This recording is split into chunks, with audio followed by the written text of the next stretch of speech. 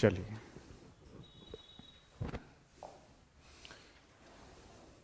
हमने hyper conjugation कर लिया ना, और इसके बाद इंडक्टिव इफेक्ट खत्म हो गया, हाइपर कॉन्जुगेशन हो गया।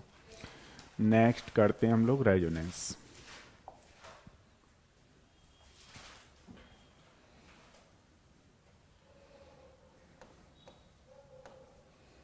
रेजोनेंस डालो।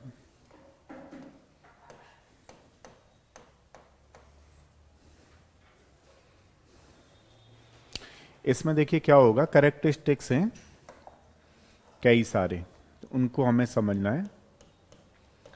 कैरेक्टरिस्टिक्स,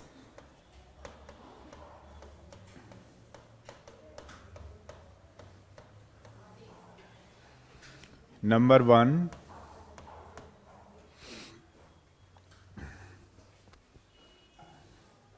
आगे सही है, आ जाओ। देखो रेजोनेंस कर रहे हैं हम लोग। अच्छा अभी टाइम हुआ नहीं है क्या? हो गया ना टाइम? तो टाइम तो हो गया, मैंने अपने टाइम पे ही शुरू कर दिया मामला। Good morning, good morning, good morning.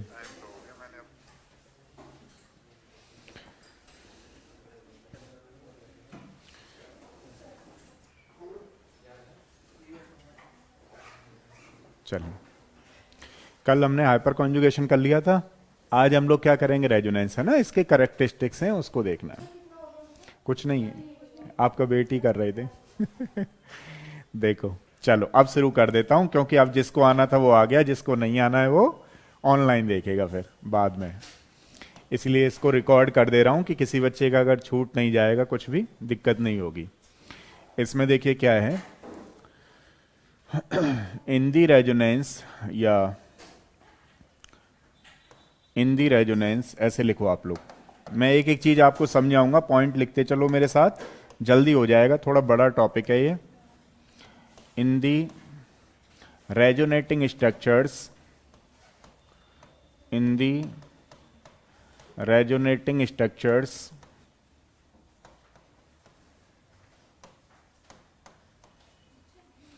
in the resonating structures arrangement of आ जाओ, arrangement of atoms, arrangement of atoms remain same,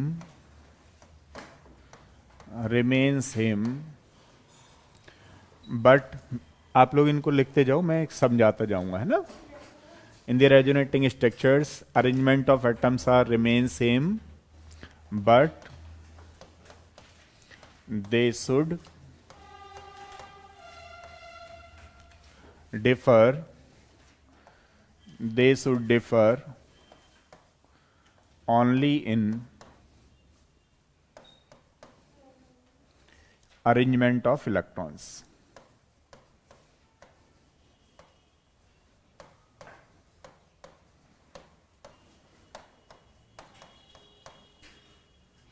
In the resonating structures, arrangement of atoms remain same, but they should differ only in arrangement of electrons. जब भी कभी resonating structures होगी, ध्यान रखिएगा, जो resonating structures है हमारे पास, उसमें जो एटम का अरेंजमेंट है वो कैसा होने वाला है? सेम। बट जो डिफरेंस होगा वो किस चीज को लेकर के होगा बताओ, है ना। एटम्स जो होंगे वो नहीं चेंज हो सकते हैं, ध्यान रखना। जो इलेक्ट्रॉन्स हैं उनका शिफ्टिंग चलती रहती है, उनको शिफ्टिंग कोई बोलते हैं हम लोग रेजोनेंस। जैसे फॉर एग्जांपल, जैसे मान लीजिए कोई आपके एग्जाम में इस तरीके से क्वेश्चन आ गया। अब मैंने आपको पूछा कि ये कुछ ऐसे मॉलिक्यूल बन चुका है, अब आप लोग बताइए क्या ये रेजोनेंस है? Is it resonance? Is it resonance? यहां पे एटम शिफ्ट हुआ है या इलेक्ट्रॉन शिफ्ट हुए हैं? गलत जवाब। यहां पे एटम शिफ्ट हुआ है। यहां पे एटम शिफ्ट हुए हैं या इलेक्ट्रॉन शिफ्ट हुआ है? यहां पे एटम शिफ्ट हुआ है। तो बताइए क्या ये रेजोनेंस होगा? ये रेजोनेंस नहीं है। This is not resonance. तो क्वेश्चन ये है कि फिर क्या है, वो हम आगे पढ़ाएंगे आपको आइसोमेरिज्म में, उसको बोलते हैं tautomerism. That is called the tautomerism. बात समझ में आई?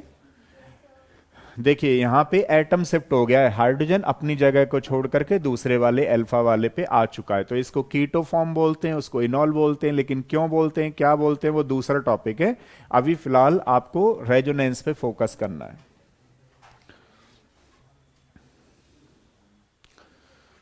यहां तक नोट कर लिया, आगे समझ में? दूसरा देखो, सेकंड वाला लिखो। Resonance must confirm, resonance must confirm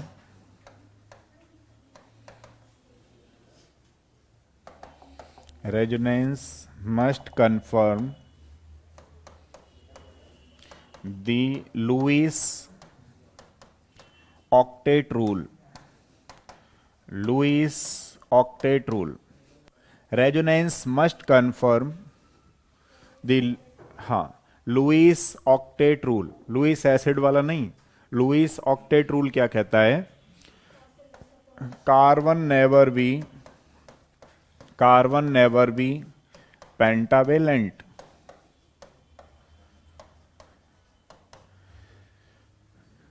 अभी आप लिखिए, जैसे जैसे हम क्वेश्चन करेंगे मैं इन पे आपको एप्लीकेशन बताऊंगा कि किस तरीके से हम लोग कर रहे हैं।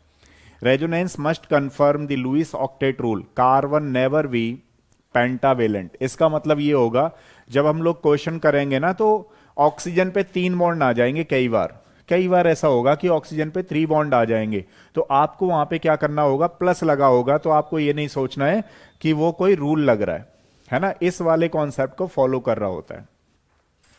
तीसरा वाला point, in the contributing structures, in the contributing structures,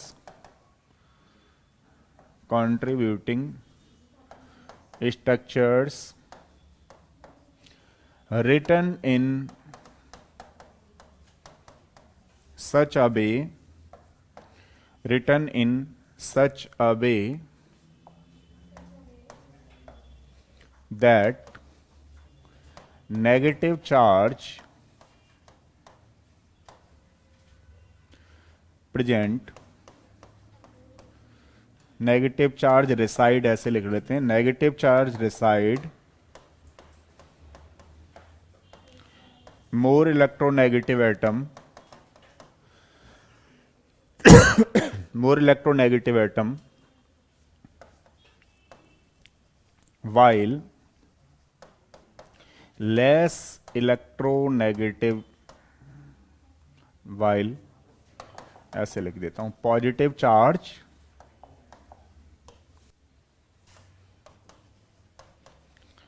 अभी समझ में आएगा है ना, पॉजिटिव चार्ज प्रेजेंट या reside on less electronegative atom in the contributing structure written in such a way that negative charge reside more electronegative atom while positive charge reside less electronegative atom। सही है? देखो, जैसे मान लो मैं किसी बच्चे से पूछूं कि ये हमारे पास कुछ ऐसे जा रहा है, ठीक है, अब इसको और क्या कर सकते हैं हम लोग, एक इसकी ये डायरेक्शन, एक इसकी ये है, तो कौन सी वाली को फॉलो करेगा, ए बी। मान लीजिए अगर ए को फॉलो करता है तो ए के अकॉर्डिंग इस पे नेगेटिव चार्ज और इस पे कौन सा होगा, पॉजिटिव चार्ज। अगर मान लो ये बी को फॉलो करता है तो बी के हिसाब से ही हो जा रहा है। दोबारा से सुनो सारे बच्चे, कि अगर ये एरो हेड है, यहां ये जाता है वहां नेगेटिव, जहां से जाता है वहां पर कैसा होता है, पॉजिटिव। बात समझ में आई? अब देखो, जैसे मान लो ये यहां जा रहा है तो यहां पे तो नेगेटिव होगा, यहां पॉजिटिव होगा। मान लो मैं बी डायरेक्शन को फॉलो कराता हूं, ये ए है, ये बी है। अब आप लोग बताओ इनमें से सही कौन सा है, ए वाला। बात समझ में आई नहीं आई? ए वाला है। कैसे पता लगा कि मोर इलेक्ट्रोनेगेटिव पे कैसा होना चाहिए और लेस इलेक्ट्रोनेगेटिव पे कैसा होना चाहिए? बात समझ में आई? नोट करिएगा एक बार।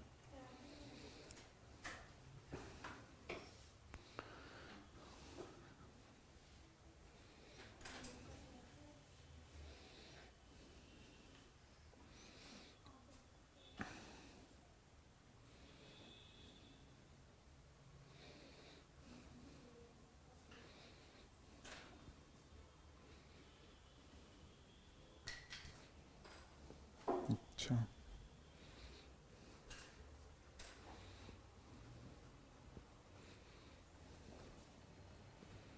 उठा लो। डन, चलो नोट करो पहले।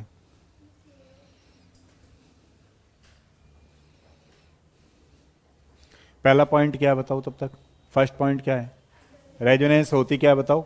अभी की अभी याद करवाना है, सारे बच्चों को सही करवाना है। पहला पॉइंट क्या है? रेजोनेंस में एटम शिफ्ट, क्या चीज शिफ्ट होती है? दूसरा वाला क्या है कि अगर मान लो कार्बन पे 5 बॉन्ड आ गए तो आपको क्या करना पड़ेगा? वहां पे पॉजिटिव लगाना पड़ जाएगा। क्या लगाना पड़ जाएगा? अगर मान लो कार्बन पे 3 बॉन्ड आ गए तो क्या लगाना पड़ जाएगा? नेगेटिव। नहीं बात समझ में आई? क्योंकि कार्बन हमेशा कितना होता है? टेट्रावेलेंट। नहीं बात समझ में आई? ये चीज है। अगला वाला, फोर्थ वाला, इन दी कॉन्ट्रीब्यूटिंग स्ट्रक्चर्स, हाँ फिर से दूसरा रूल है, in the contributing structure, in the contributing structures like charge, like charge should not reside, like charge should not reside with adjacent atom,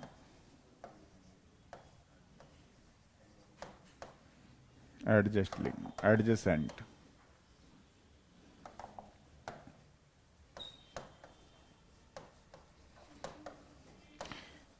कुछ बात समझ में आई आपको? लाइक चार्ज किसको बोलते हैं? दो सेम चार्ज को। किनको बोलते हैं बेसिकली? दो सेम चार्ज कैसे नहीं रह सकते? आसपास नहीं रह सकते, बगल में नहीं रह सकते। बात समझ में आई नहीं आई? तभी कंट्रीब्यूट करेगी। अगर बगल में पॉजिटिव पॉजिटिव में, नेगेटिव नेगेटिव में, तो नहीं होगा। एक एग्जाम्पल के तौर पे समझा देता हूं आप लोगों को। जैसे मान लीजिए कोई हमारे पास इस तरीके से है, अब इसकी आर एस वो आपको बना के देगा, कुछ ऐसे बन जाएगी, एक इसकी ऐसे बन सकती है। अब आप लोग बताओ सबसे अनस्टेबल आपको कौन सी दिखाई दे रही है? इन तीनों में से सबसे अनस्टेबल आपको कौन सी दिखाई दे रही है? बात समझ में आई? थर्ड वाली क्यों है आप खुद से देखो। ये लाइक चार्जेस पास पास नहीं रह सकते, समझ रहे हो ना? पॉजिटिव पॉजिटिव, नेगेटिव नेगेटिव, पास पास नहीं रह सकते हैं। एक बार नोट करो,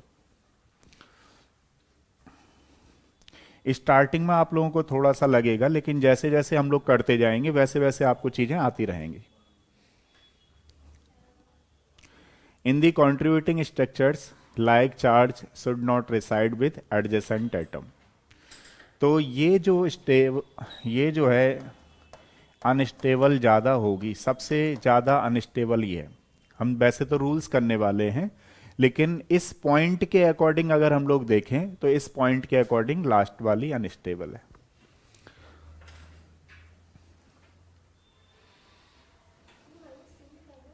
-2 लिखा हुआ है। आप लोग देख रहे हो एक बॉन्ड है, नाइट्रोजन कितने बॉन्ड कंप्लीट करता है? 3। तो यहां पे आपको क्या लिखना पड़ जाएगा? -2। अगला वाला पॉइंट, चार्ज सेपरेशन, चार्ज का जो सेपरेशन होगा वो कैसा होगा? चार्ज सेपरेशन कैसा होना चाहिए? पॉजिटिव नेगेटिव, पास पास। पॉजिटिव नेगेटिव कैसा होना चाहिए? पास पास। और लाइक चार्जेस कैसे होने चाहिए? दूर दूर। चार्ज सेपरेशन शुड बी लो, है ना? या इसका एक पॉइंट और होता है जिसको आप लोग अपने तरीके से लिखते हैं। कुछ बच्चे क्या कहते हैं कि सर इसको ऐसे लिख लें, मैंने कहा लिख लो, opposite charges at minimum distance. इसका मतलब ये भी तो हुआ, ये अपोजिट लिखा हुआ है। अपोजिट चार्जेस जो होंगे वो कैसे होने चाहिए? बिल्कुल पास पास। पॉजिटिव नेगेटिव पास पास होने चाहिए basically. Opposite charges charge separation should be low, opposite charges at minimum distance.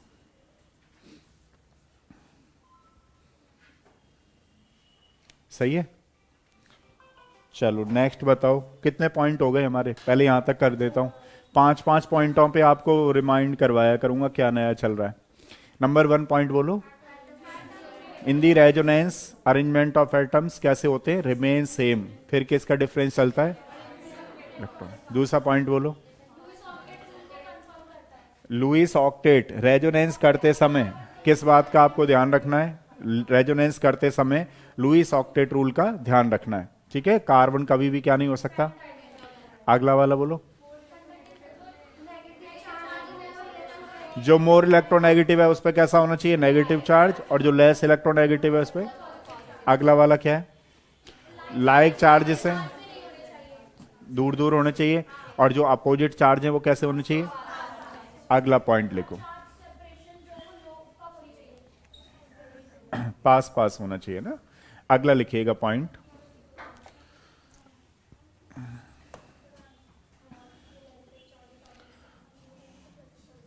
The stabilizing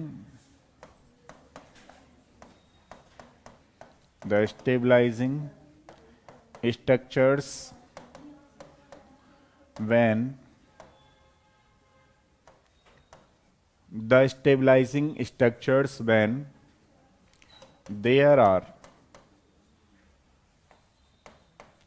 there are at least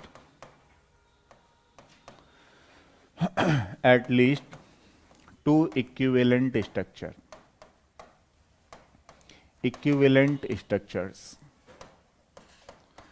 यहां पे आप कर सकते हो तो ऐसे और लिख सकते हो, the resonance stabilising structures when there are at least two equivalent structures. इसका मतलब ये हुआ कि कहीं पे आप क्वेश्चन कर रहे हो सॉल्व, और वहां पर कोई 4 ऑप्शन आपको दे रखे हैं, उनमें कोई ऐसा ऑप्शन दे रखा है जिसकी 2 इक्विवेलेंट स्ट्रक्चर्स बन रही हैं लाइक दिस। तो अब देखो इसका होगा क्या कि ये यहां इलेक्ट्रॉन ट्रांसफर होगा, ये यहां शिफ्ट होगा, तो इसी को हम लोग रेजोनेंस बोलते हैं। अब आप क्या देख रहे हो कि ये जो दोनों हैं कैसी हैं, इक्विवेलेंट। कैसी हैं ये, तो इनमें क्या चीज आ जाएगी, एक्स्ट्रा स्टेबिलिटी। क्या चीज आ जाएगी बेसिकली, तो 4 ऑप्शन लिख देगा, तो आपको ऐसा और देखना है कि कहीं कोई ऐसा तो नहीं जो इक्विवेलेंट हो रहा हो।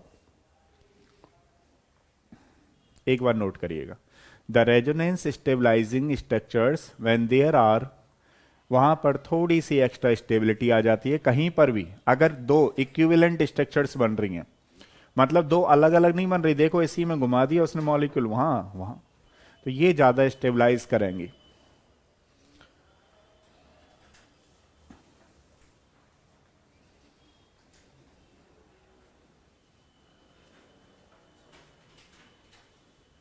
अगला वाला लिखिएगा,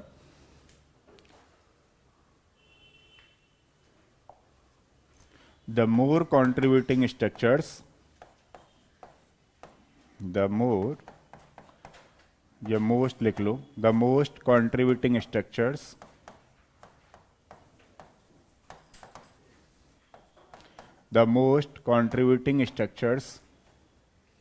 makes contribute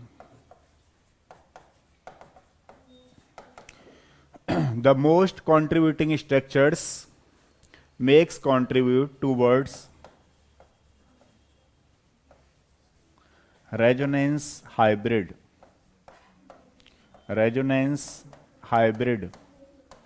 अब इसका मतलब समझो जरा आप लोग, मतलब जो रेजोनेंस होता है वो उतना ज्यादा स्टेबलाइज नहीं करता, जो हाइब्रिड बनेगा उसको क्या करेंगे, मोस्ट स्टेबलाइज करेगा। तो most contributing structures makes contribute towards resonance hybrid.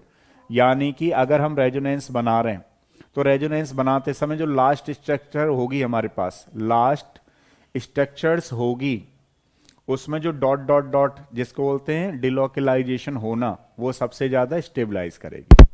बात समझ में आई नहीं आई, तो ये चीज है। अभी मैं सिखाऊंगा आपको रेजोनेंस हाइब्रिड क्या होता है, लेकिन उसमें रेजोनेंस हाइब्रिड सबसे ज्यादा स्टेबल होता है। आगे वाला लिखिएगा, resonance decreases, resonance decreases the potential energy, resonance decreases potential energy of the molecules. यहां तक ये बात समझ में आई? देखना पॉइंट को। रेजोनेंस क्या करता है, किसी भी सिस्टम की जो पोटेंशियल एनर्जी है उसको क्या करता है, डिक्रीज करता है।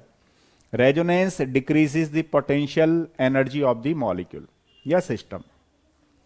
ठीक है, अगला बताओ, रेजोनेंस इंटर है या इंट्रा है? कौन सा वाला, इंटरमॉलिक्यूलर या इंट्रामॉलिक्यूलर? इंटर या इंट्रा? तो रेजोनेंस इज अ इंट्रामॉलिक्यूलर। देखने में इंटर लगती है लेकिन ये होती कैसी है, इंट्रामॉलिक्यूलर प्रोसेस। अब बच्चे क्या सोचते हैं, मानी इंटर क्यों होती है? कई सारी स्ट्रक्चर बन रही है मान लीजिए, लेकिन बन तो रही हैं लेकिन एक ही में बन रही हैं, तो कौन सा डोमिनेंसी चली जाती है इस पे, इंट्रा वाली चली जाती है रेजोनेंस पे। Resonance is the intramolecular process. Intra यही तो नया है इसमें। सारे बच्चे लगभग जिसको थोड़ा आइडिया नहीं है वो इंटर लगा के आता है, क्योंकि उसको ये पता है दो या दो से ज्यादा बन रही हैं। लेकिन हो क्या रहा है, वहां पे इलेक्ट्रॉनों की शिफ्टिंग हो रही है। क्या हो रही है बेसिकली, और कुछ तो शिफ्ट हो नहीं रहा, वही एटम शिफ्ट हो रहे होते, कुछ और शिफ्ट हो रहे होते तो इंटर बोलते। यहां पे क्या हो रहा है, एक ही मॉलिक्यूल में हो रहा है, तो उसको हम लोग क्या बोलते हैं, इंट्रामॉलिक्यूलर प्रोसेस। ठीक है, ये ध्यान रखने वाली बात है, इंट्रामॉलिक्यूलर प्रोसेस है रेजोनेंस। अगला वाला, रेजोनेंस किस में इन्वॉल्व होती है बताओ? Resonance involve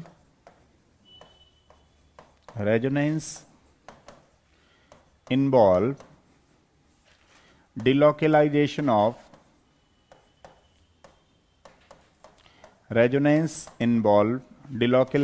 of pi electrons and lone pair electrons।